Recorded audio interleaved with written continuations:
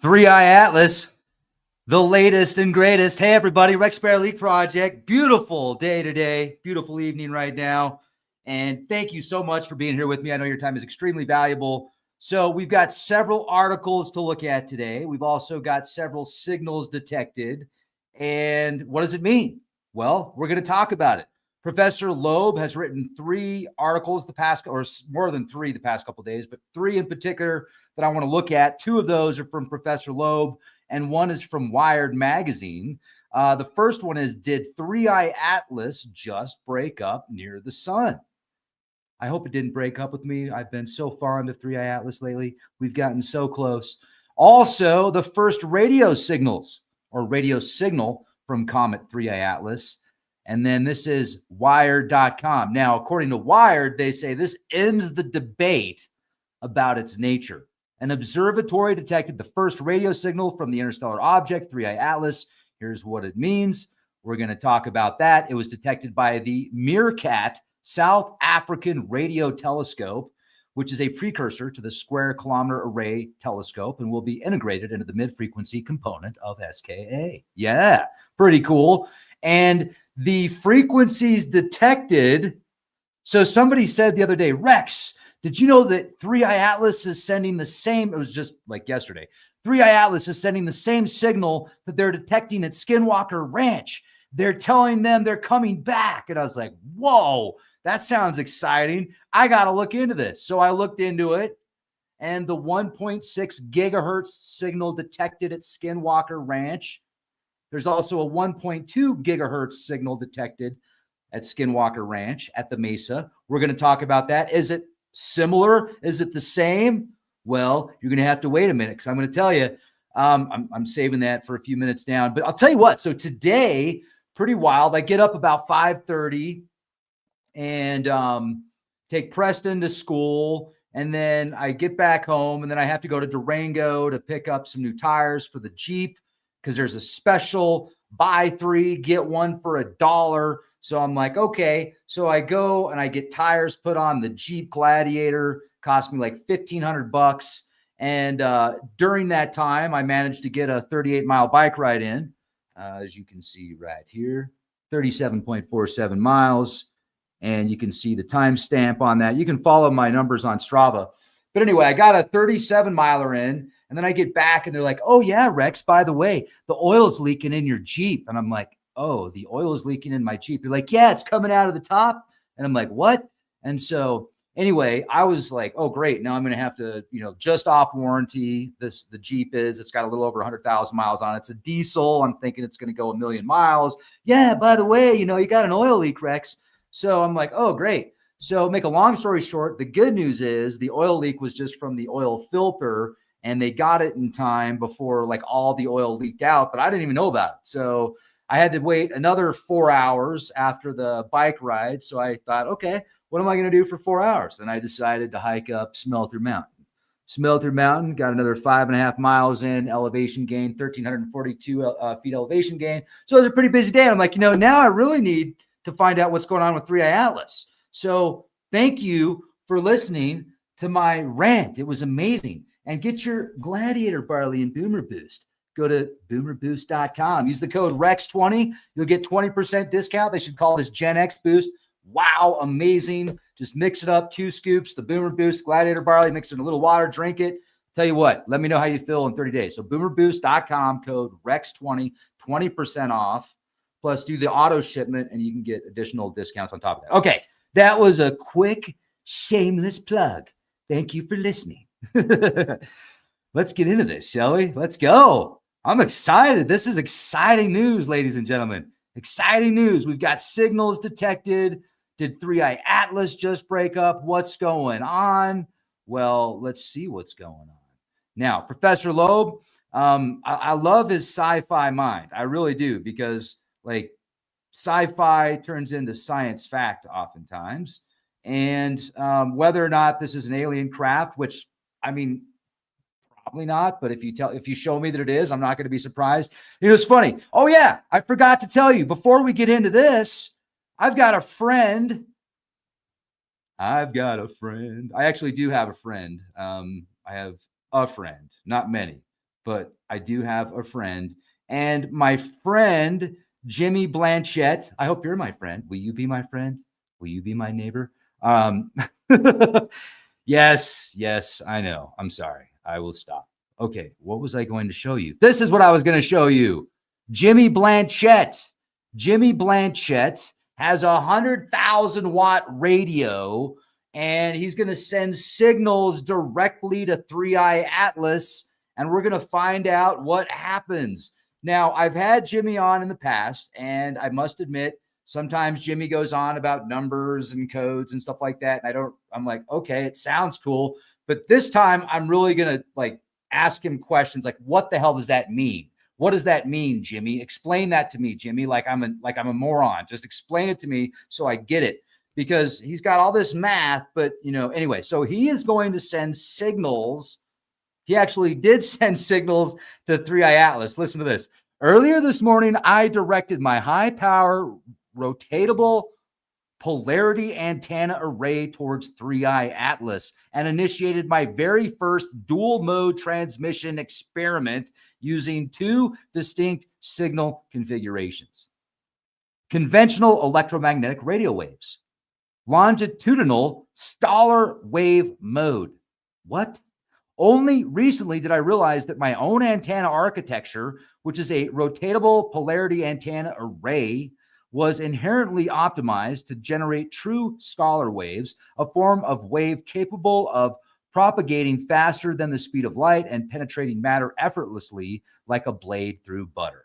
Based on Thomas Bearden, a renowned physicist, scalar waves are produced when two beams of electromagnetic radio waves are phased 180 degrees out of phase due to its rotatable polarity capability. This is exactly what my antenna array system is easily capable to achieve, or any other phasing configurations for that matter. Now we wait to see what unfolds next. So guess what? We're doing an interview tomorrow. I hope you can join. We're going to have a talk tomorrow. Hey, Angela, what's up? Thanks for joining the chat. Good to see you. All right. So, yeah. So this gentleman is going to be on tomorrow, and we're going to talk, and I think he's going to be on the show at 7 p.m. Mountain Time. So put that on your calendar. All right. Now let's go back to the first radio signal from Comet 3i Atlas ends the debate about its nature, according to Wired.com. Now, you will probably not be convinced. You know who I'm talking about. But let's listen to this. So what do we have? What do we know? Well, the radio telescope array Meerkat in South Africa detected absorption lines from hydroxyl radicals at 1.665 gigahertz and 1.667 gigahertz associated with 3i Atlas. The detection is consistent with natural cometary processes, ice sublimation, creating OH radicals, not a confirmed intelligent radio transmission. Dang it, we were this close. Has 3i Atlas broken up? Some recent reporting and medium pieces by Professor Loeb suggest that 3i Atlas may have lost large mass near perihelion, possibly fragmented, and it may have just broken up into well over a dozen pieces. It is not yet definitively confirmed as a breakup event in peer-reviewed literature. The hypothesis is emerging. Now, while some, Professor Loeb included, entertain the idea that 3i Atlas could be artificial, the mainstream scientific consensus remains it is a natural interstellar comet. The OH absorption lines at 1.665 and 1.667 gigahertz strengthen the natural comet interpretation. Now, there is a signal similar that has been detected at Skinwalker Ranch. I don't know if any of you watch Skinwalker Ranch, but it's like, I think on season 5 now. I had a great interview several years ago with Travis, and yeah, very nice guy. I'd love to do an interview with him again. But if you're watching the Skinwalker Ranch series, you probably heard of the 1.6 gigahertz signal that has been detected. And let's talk about that. 1.62 gigahertz. So Skinwalker Ranch has reported detecting an unidentifiable signal in the 1.6 gigahertz range, specifically around 1.62 gigahertz. The signal has been detected as a range of numbers, not a single exact frequency, and the signal is primarily centered around 1.6 gigahertz, which is in the L-band portion of the electromagnetic spectrum. The signal is unusual because its magnitude is significantly larger than expected for typical communication satellites, and it is accompanied by a significant raise in the noise floor across the entire spectrum.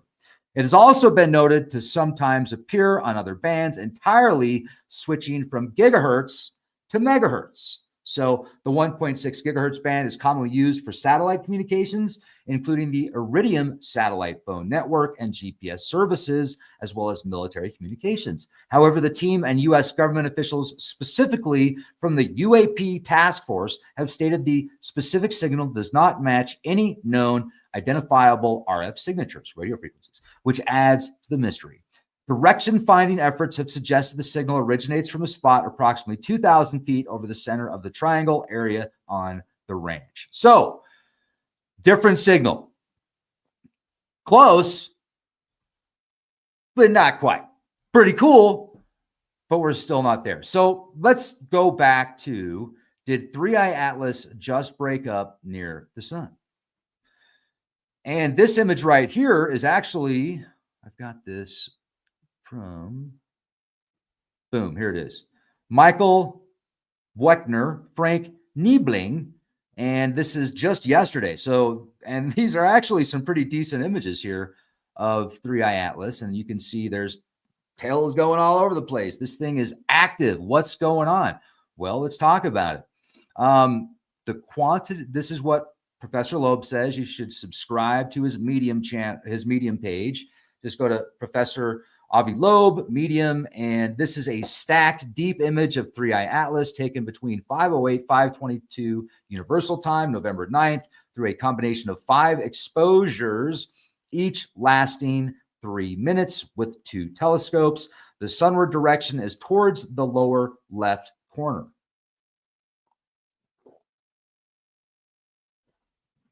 I'm drinking mushroom coffee. It's delicious. I mean, who doesn't like mushroom coffee at 7:30 at night? Everybody likes it. All right. Well, not everybody. You got to be cool. Let me start this quantitative discussion with the conservative assumption that the interstellar object 3i Atlas is a normal natural comet and work out its properties based on its latest post-perihelion image. The large-scale image of 3i Atlas, reported here November 9th, shows multiple jets reaching out to 1 million kilometers towards the sun and 3 million kilometers in the opposite direction. Wow. For a natural comet, the outflow velocity of the jets is expected to be 0.4 kilometers per second of order the sound speed of gas at the distance of 3i Atlas from the sun. At that speed, the jets must have persisted over a time scale of 1 to 3 months. Given the jets towards the sun were stopped by the solar wind at a distance of 1 million kilometers, I calculated here that their mass density is a few million proton masses per cubic centimeter at a distance of 8 million kilometers from 3i Atlas. The product of this mass density and the outflow speed implies a mass flux of 5 billion tons per month per area of a million kilometer on a side. I calculated here that the total mass associated with the 3i Atlas is at least 33 billion tons based on its early dynamics, adopting an outer surface area for the jetted material of order a million kilometers squared. I find that 3i Atlas may have lost 16% of its mass. This is consistent with the mass fraction required by its non-gravitational acceleration at perihelion. So, are these numbers consistent with the energy provided to 3i Atlas by the sun? The sublimation of carbon dioxide ice requires 600 joules per gram, nearly 5 times less than the sublimation of water ice, which is 2,835 joules per gram. The Webb telescope spectroscopic data indicated that when 3i Atlas was 2.4 times farther from the sun than its perihelion distance, 87% of the mass of gas around it was CO2. In order to supply 5 billion tons of CO2 over the perihelion passage period of a month, 3i Atlas must have received at least 3 times 10. Wow. Look at that. That's a lot. what is that, in the quadrillions, joules to sublimate this much CO2 mass at its perihelion distance. And is that where he came up with 33 gigawatts? Maybe that's where he came up with 33 gigawatts. I don't know. It's 33 billion tons. It's 33 gigawatts. I mean, yeah, pretty cool. So I know what you're thinking. So that many joules to sublimate this much CO2 mass. At its perihelion distance, the sun provided 700 joules per square meter per second. This means that the absorbing area of 3i Atlas must have been larger than 1,600 square kilometers. Wow. Wow. Are you what? 1,600 square kilometers, the absorbing area of 3i Atlas? Larger than that? Does that include the tail, or is that like the nucleus? That's like the size of a planet. That's freaking huge. Well, a moon. A small planet. This is the, I mean, unless you ask Pluto, and, you know, then that gets debatable. But this is the area of a sphere with a diameter of 23 kilometers. You must just be referring to the tail on that as well, because the sphere with the diameter of 23 kilometers, 4 times larger than the maximum diameter of 5.6 kilometers inferred for 3i Atlas from the imaging data of the Hubble Space Telescope. The required diameter is 51 kilometers for water ice. So, then he goes on to say, Houston, we have a problem with the natural comet hypothesis. The required surface area of 3i Atlas to provide the inferred mass loss from the latest post-perihelion image is at least 16 times larger than the upper limit derived here from its Hubble image July 21st. So what does that mean? Well, was the dramatic mass loss and brightening of 3i Atlas at perihelion evidence that it disintegrated? Breakup into fragments would have increased the surface area of its material, since the surface to mass ratio scales inversely with the characteristic radius of fragments. An increase in surface area by a minimum factor of 16 requires that 3i Atlas broke into at least 16 equal pieces, and likely many more. This would mean that 3i Atlas exploded at perihelion, and we are witnessing the resulting fireworks. In other words, the latest image implies that 3i Atlas was disseminated by heating from the sun, decimated by heating from the sun, if it is a natural comet. However, here's the caveat. However, if upcoming observations would reveal that 3i Atlas was not decimated by the sun and maintained its integrity as a single body, then we will have to consider that it is something other than a natural comet. On December 19th, 3i Atlas will get closest to Earth, allowing ground-based telescopes as well as the Hubble and Webb Space Telescope to diagnose its integrity. Separately from the required breakup for a natural comet, the large diameter of 3i Atlas highlights the first anomaly that I pointed out in my first paper on 3i Atlas. The inferred mass of 3i Atlas is over 1 million times more than the inferred mass of Oumuamua. Why had we found such a giant object before? Witnessing 1 million objects of the size of Oumuamua. As I showed in my paper, there is not enough rocky material in interstellar space to accommodate the delivery of such a giant icy rock to the inner solar system. Over our survey period of a decade, we would expect an object with a diameter above 10 kilometers to be delivered to our vicinity once per 10,000 years or longer. This anomaly has a likelihood of less than 0.1% if all rocky materials are packaged in large bodies of 3i Atlas size, or less than 0.0005%. Wow. If there is equal amount of total mass per logarithmic package mass interval, combine that with the 0.2 probability of the retrograde trajectory of 3i Atlas being aligned to within 5 degrees with the ecliptic plane, and you get a chance of 1 in 100 million for 3i Atlas to originate from a familiar astrophysical origin. Now he's getting into technological thrusters. Oh yeah, that's what I'm talking about. Would you like to see some technological thrusters? They're amazing, especially when they're on these intergalactic asteroids. Have you had a good I'm sorry. Oh man, Zorg made me do it. All right. Smack myself. Technological thrusters require a much smaller mass loss in order to produce the observed jets around 3I Atlas.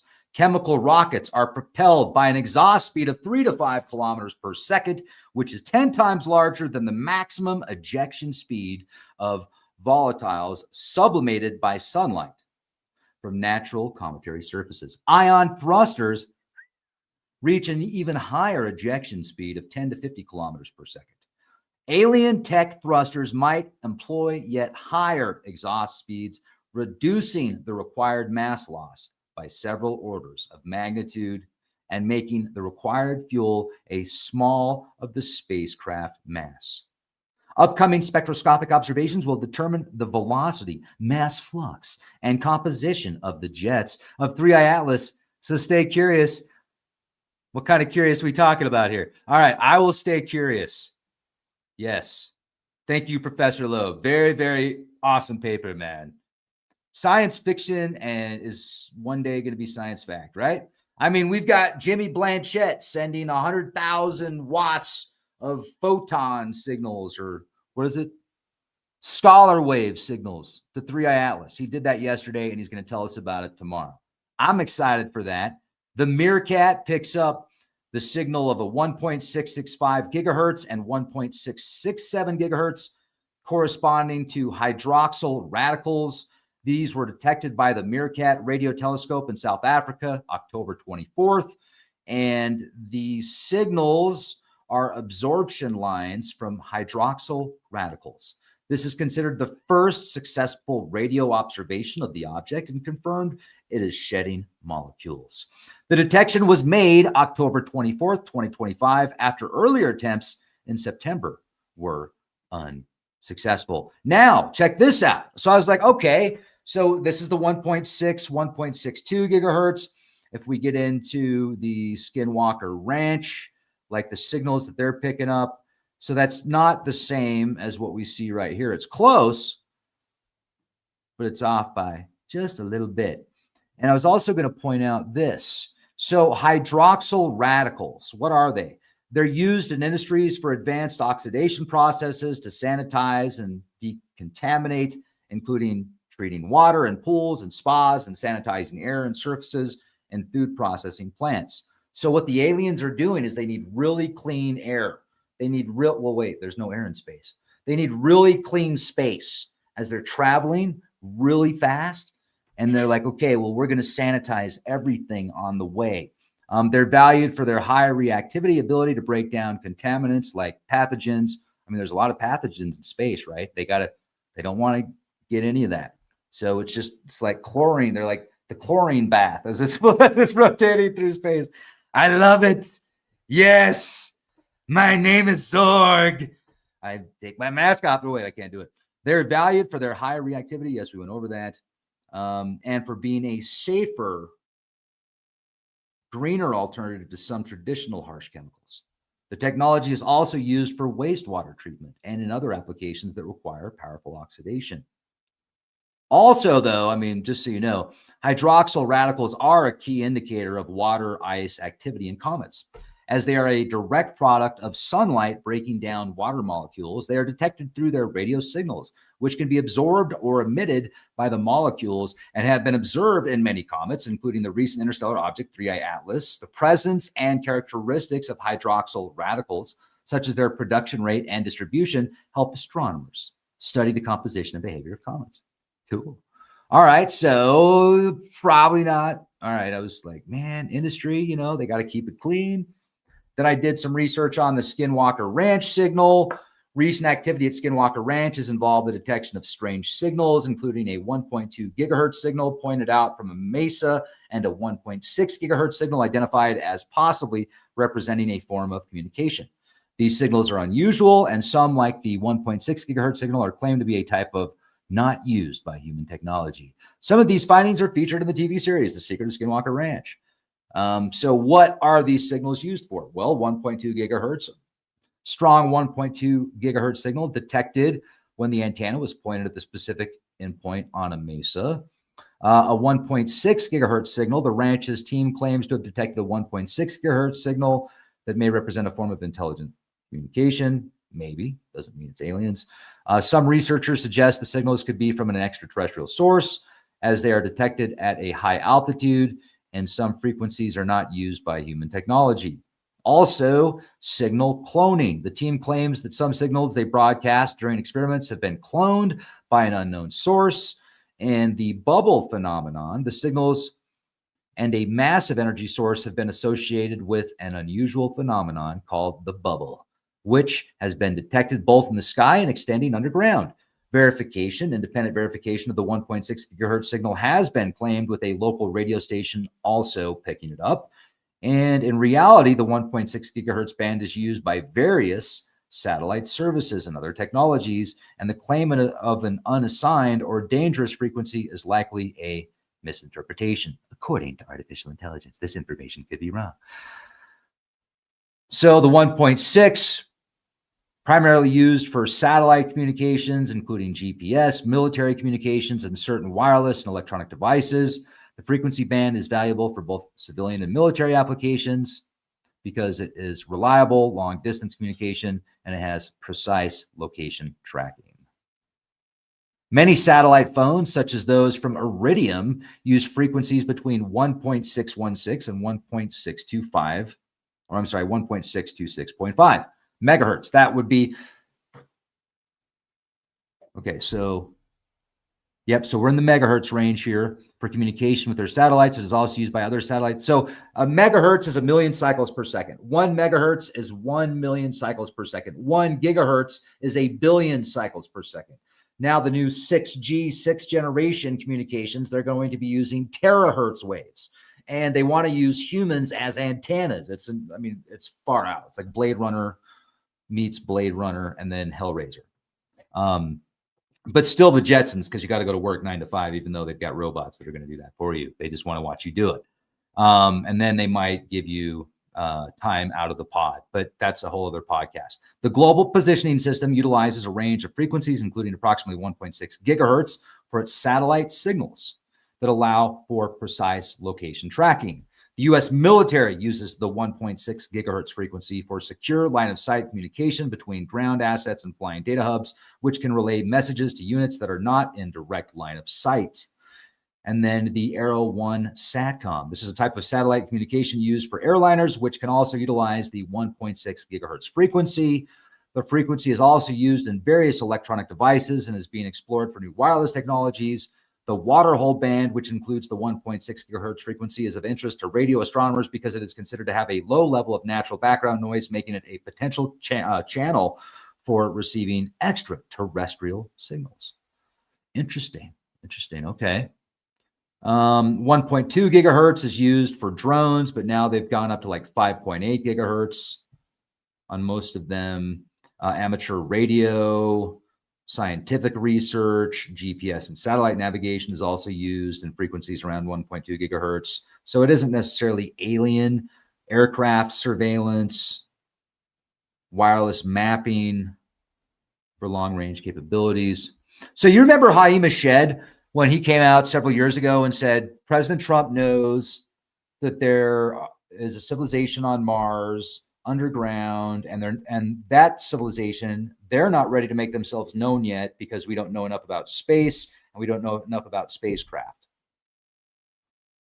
So wow, look at the year. Special year. I'm telling you, 33 means apex. Pretty powerful number. But what I was going to say was this guy is Israel Ministry of Defense for nearly 30 years, former chair of the Space Committee of the National Council for Research and Development, Ministry of Science, Technology, and Space.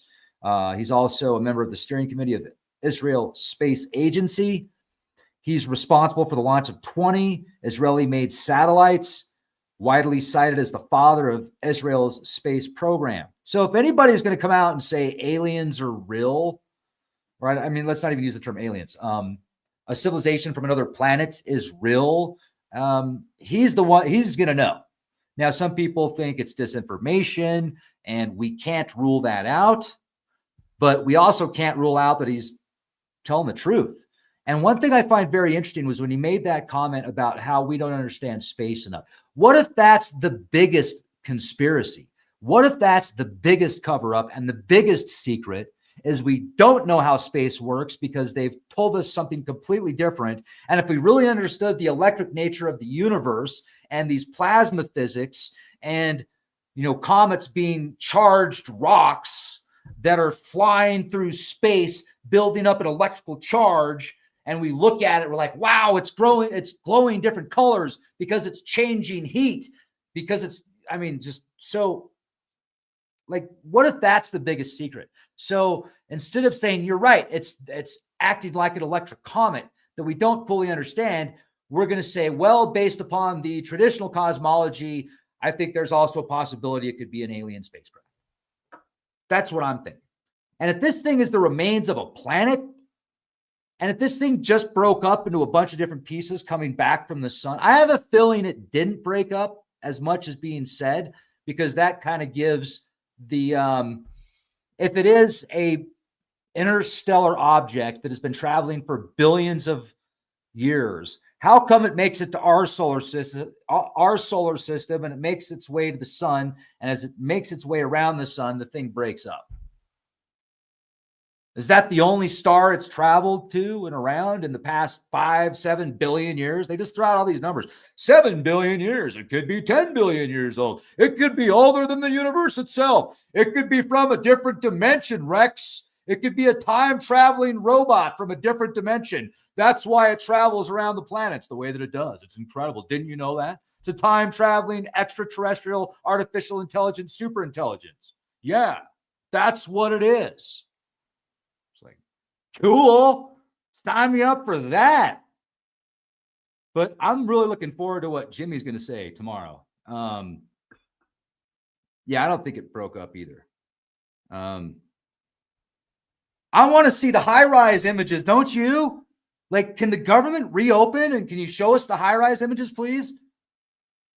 They were supposed to reopen. Last night, I read all this news. The government's going to reopen. There's some Democrats that have agreed with the Republicans. They're going to open it back up. They've got all the stuff they need. Well, we're still waiting. I don't know. And remember when the world was going to end because the 40 million food SNAP benefits weren't being met? So like 40 million people were going to protest. And it was going to be like civil war. That didn't happen, luckily. Remember the Marines were going to take over and it was going to be the New World Order in California? That didn't happen, luckily. It's like, gosh, man, we keep all these end of the world scenarios, and the next day everything's fine. Things just cost a little bit more money. It's incredible. I love it.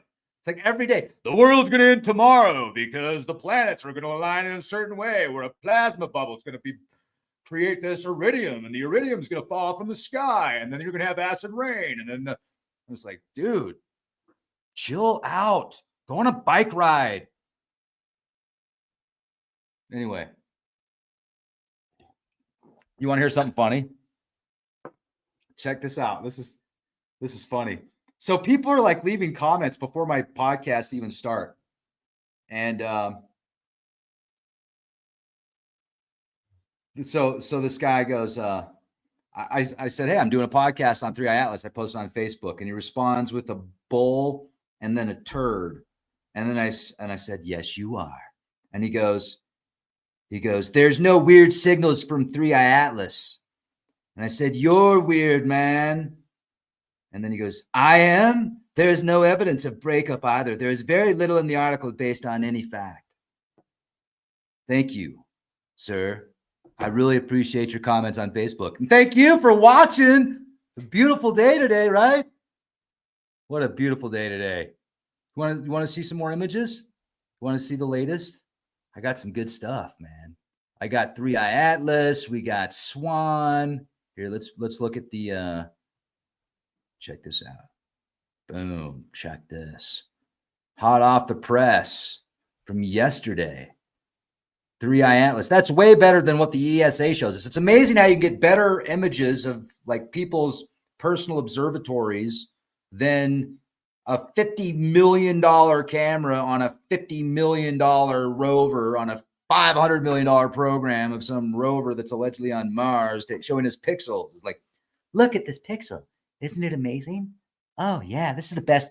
And then China's like sending us theirs that looks identical to what the ESA showed us. So ridiculous.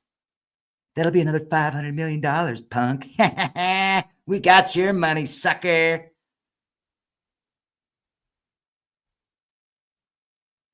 Look at that tail. That thing is pissed. Yeah. So I think that's pretty cool. I like it. I like it. What else do we got? Yeah, the keyboard warriors are amazing. That's okay. I got it. It's all right. I can, he wasn't being, he thought I was going to say it was some spaceship or something. So he was already leaving a comment based upon what he thought I was going to say. And then I said, hey man, I think it's a comet. What's, and he's like, oh, well, I got to find something then to say bad about you. Otherwise, can't we all just get along, man? All right, check this one out. I got some more.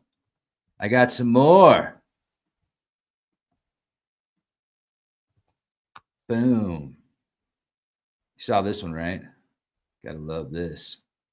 Look at this. See the circle and then the circle? $50 million. All right, that's enough. Thank you for watching, everybody. I'm going to go watch. Is there any Monday Night Football left? I only watch it because I have to unplug, right? It's like, okay, how can I think of nothing for 2 hours? I'm going to watch football. All right. Have a beautiful day. Hit the bell. Be well. Really much appreciated. Thank you so much for watching. Thank you, everybody, for being here. And yeah, Angela knows what's up. Much love, everybody. Be the change you want to see.